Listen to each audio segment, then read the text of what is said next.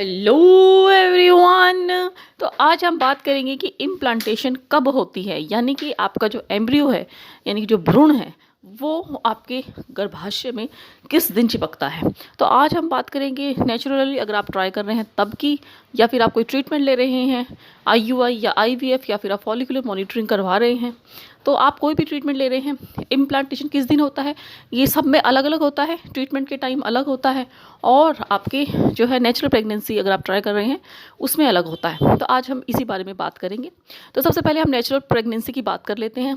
देखिए, ओव्यूलेशन के एक हफ्ते के बाद, यानी कि जब आपका अंडा बाहर निकलता है उसके एक हफ्ते के बाद जो है इम्प्लांटेशन यानी कि भ्रूण चिपकता है, क्योंकि अंडा सिर्फ एक ही दिन जिंदा रहता है। अगर उस दिन आपकी जो है पुरुष के शुक्राणुओं से वो मिल जाता है और भ्रूण बन जाता है, तो उसके एक हफ्ते के बाद वो जो है आपके गर्भाशय में जाकर चिपक जाएगा, यानी कि इम्प्लांटेशन हो जाएगी। तो अगर आप नेचुरली ट्राई कर रहे हैं तो लगभग आपका 13वें से 14वें दिन आपका अंडा निकलता है, तो 21वें दिन आपकी जो है इम्प्लांटेशन हो सकती है। तो 20वें दिन के बाद हम ये मान लेते हैं कि कभी भी महीने के 20वें दिन आपका जिस दिन पीरियड आया है वो आपका पहला दिन है।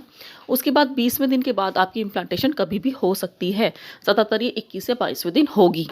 तो ये तो रही नेचुरल प्रेगनेंसी की बात। अब हम करते हैं आईयूआई की बात, या फिर लोग फॉलिकुलर मॉनिटरिंग करवाते हैं आपकी। उसमें देखा जाता है कि अंडा बड़ा बना है, कितना बड़ा बना है और कब निकला है, और तब वो आपको नेचुरली ट्राई करने के लिए बोलते हैं। तो आपके आईयूआई करवाया है या फिर आपने फॉलिकुलर मॉनिटरिंग करवाई है, तो अगर जिस दिन अंडा निकलता है वो तो सेम ही होगा नेचुरल प्रेगनेंसी जैसा जब आपने फॉलिकुलर मॉनिटरिंग कराई है।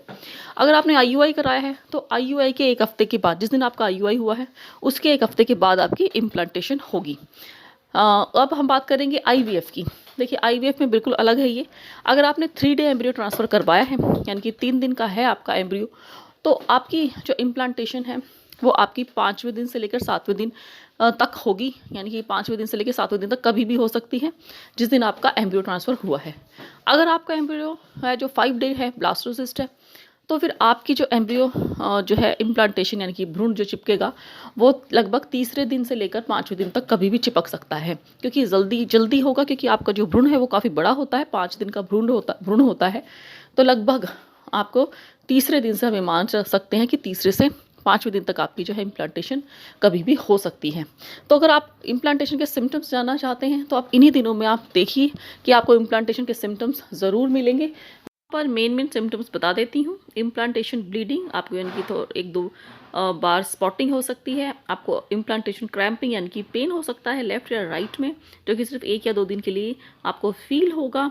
और बाकी आपको टेंडरनेस यानी कि पेन फील हो सकता है, आपके मूड स्विंग्स हो सकते हैं, और आपके बॉडी टेम्परेचर का जो है वो एक दिन के लिए आपका बॉडी टेम्परेचर आधा डिग्री तक कम हो सकता है, आधा से 1 डिग्री तक।